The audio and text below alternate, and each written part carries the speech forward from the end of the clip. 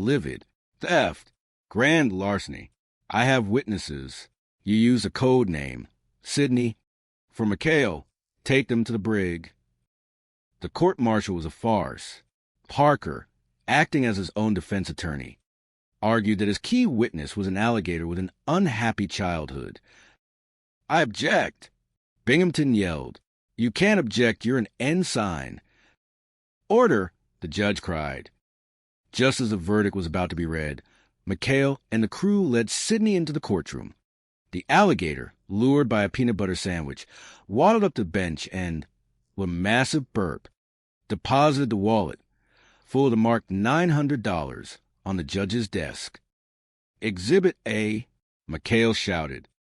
Captain Binghamton, the judge said, peering at the marked bills. Why is this money marked? Were you trying to frame your own officers?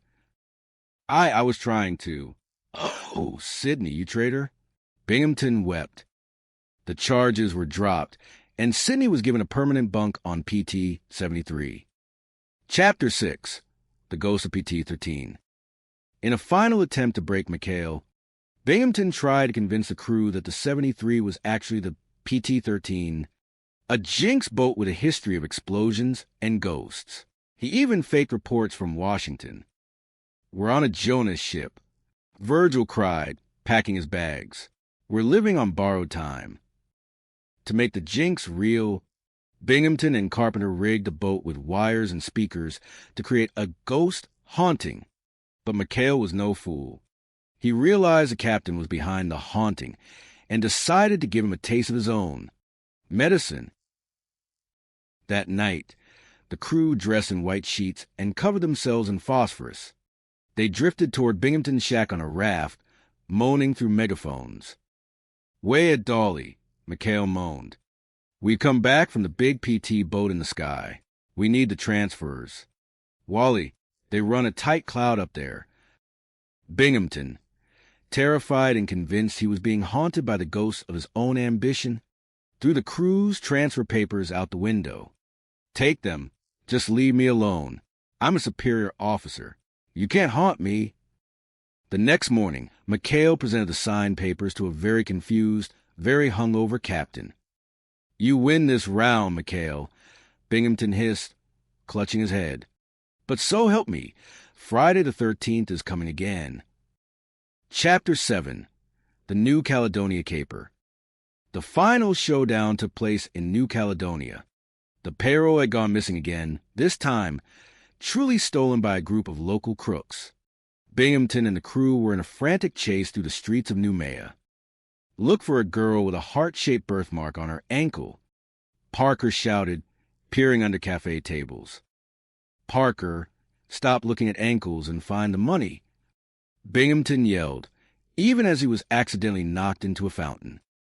The chase ended at an old fortress where the crooks had stashed the money inside a decorative, non-functional cannon. As a Japanese Zero, astray from a nearby skirmish, made a desperate run at the city, Parker, in a moment of sheer, unadulterated luck, lit the fuse of the old cannon. Instead of a cannonball, the gun roared and showered the entire harbor in $62,000. It was manna from heaven, as Gruber called it. My money! Binghamton screamed, chasing a $20 bill through the air. 42,365, 42,366, 42,367. As the sun set over New Caledonia, the crew of PT 73 sat on their boat, sipping smuggled champagne. They had survived inspection, sultans, alligators, and the madness of Captain Binghamton. You know, Skip, Parker said, leaning back, war is a terrible thing. But as long as we have Sydney and the 73, I think we'll be okay. Me too, Chuck. Mikhail smiled, looking out at the horizon. Me too. Far off in the distance, the faint sound of Captain Binghamton, counting to 62, 000 echoed across the water. The end. Madness on Terratupa. The Chronicles of the Point 73 Pirates. Prologue. The Humidity of Chaos. The South Pacific Sun was not merely a celestial body. It was a personal enemy. On the island of Teratupa, the air didn't just circulate. It hung like a damp wool blanket that had been soaked in diesel fuel and left in a tropical greenhouse. This was the kingdom of Captain Wallace B. Binghamton, a man whose blood pressure was currently high, enough to power a small destroyer. Binghamton, known affectionately and strictly behind his back as Old Lead Bottom, paced his office with the frantic energy of a trapped hamster. He was a man of regulations in a world of palm trees, a man of starch in a world of sweat. And today, his world was falling apart over the most unlikely of military necessities: garter belts. Chapter 1: The Supply Sergeant's Nightmare. Garter belts. Binghamton roared, his voice cracking like a dry twig. You are the supply officer here, Carpenter. If the nurses need garter belts, you snap to it. You shake a leg. You know what I mean. Lieutenant Elroy Carpenter, a man whose primary survival mechanism was a mix of frantic nodding and tactical shivering, adjusted his glasses. But, sir, the requisition forms for intimate hosiery are currently caught in a bureaucratic bottleneck in Brisbane. I don't care about Brisbane.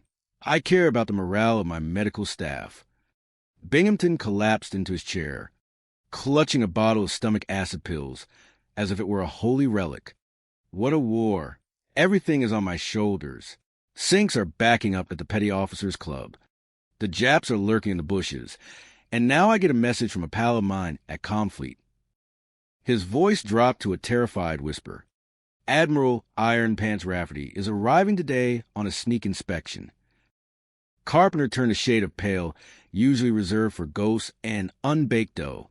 Iron Pants? Here? Today? Yes. And do you realize what a mess this place is in? It's not a naval base. It's a resort for beachcombers and pirates. Binghamton snatched up his ringing phone. Hello? Yes. This is Captain Binghamton. Who did you expect? Tokyo Rose? What? The sinks are still backing up? I'm the commanding officer, not a plumber. Fix it. He slammed the phone down and turned to Carpenter with a look of desperate cunning. My stomach acid could start a car. Elroy, if I'm really sick, if I'm incapacitated, then someone else would have to face the Admiral. Someone who would take the fall for this shambles. A slow, wicked grin spread across Binghamton's face. Not Julian, not you, Ninny, but McHale, with McHale and his cutthroats in charge. They'll run wild and destroy themselves right in front of the Admiral. It's brilliant. Absolutely brilliant. Chapter 2: The Acting Base Commander. Commander Quentin McHale was a man who viewed Navy regulations as suggestions and the war as a somewhat inconvenient backdrop to his crew's various entrepreneurial ventures. When he arrived at the base infirmary to find Binghamton groaning under a pile of blankets, he was naturally suspicious. Oh, McHale, Binghamton moaned, looking remarkably healthy for a man claiming to be at death's door. I'm in bad shape. The doctors, they don't know what it is. I have to appoint an acting base. Commander? Well, sir, McHale said, his eyes twinkling with hidden amusement, I'm sure Lieutenant Carpenter here is ready to. No, Carpenter is a boob, a total boob. Binghamton shouted, momentarily forgetting his illness. He quickly went back to a wheeze. I'm appointing you, McHale, and Parker here. He'll be your acting executive officer. Ensign Charles Parker, a man whose bravery was often overshadowed by his tendency to trip over flat surfaces, gasped. Me? Executive officer? Oh, boy, you won't regret this, Captain. I know I won't, Binghamton muttered under his breath as the PT-73 crew exited. Because by sunset, you'll both be in the brig for life. The transition was instantaneous. Within an hour, McHale's office was transformed into a chaotic command center. Sinks were still plugged, but the morale was soaring. Chief, we found the garter belts. Parker shouted into a phone. Yes. Send them to the nurses' quarters immediately. and tell the CBs to keep their heads down during the rifle range practice. Meanwhile, the crew was busy. They weren't just running a base. They were running a business. A shindig was organized, complete with hula girls, moonshine, and a gambling ring that would have made a Las Vegas pit boss weep with envy. Full speed ahead, McHale told his men, if the Admiral wants an inspection, we'll give him one he'll never forget. Chapter 3, The Admiral and the Air Raid Shelter. Admiral Rafferty arrived exactly as expected, smelling of starch and looking for someone to court-martial. He was met by Acting Base Commander McHale, who was wearing a layover's uniform, and Ensign Parker, who managed to salute himself in the eye. "Welcome to Terra Tupa, sir," McHale said with a grin that could charm the stripes off a zebra. "Acting Base Commander McHale at your service." "What is that thing around your neck, McHale?"